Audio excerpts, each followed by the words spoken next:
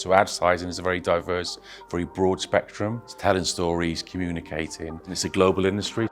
On the course, it works on kind of year one, we get guest speakers, we do agency visits. Second year, then we take it another level, we start doing a lot of live briefs. Third year stuff, it's live projects. We work within industry locally, nationally, internationally, and we rebuild on that network. I think really that the key strength and core is about that industry engagement. We collaborate with several courses, so I think the standout one really is with the music department. We work on the Immerse Music Festival, which has grown and grown each year. For the last 2 years, our first year students have done a module called Advert Print, and they've actually produced the branding and the visual assets for Immersed. Hysbysebu is a fantastic creative environment. We're right in the heart of the city of Cardiff, and we obviously have the amazing local connections with the creative and advertising industry. You know, our grads, they build their LinkedIn profile. We work with the amazing careers team at USW.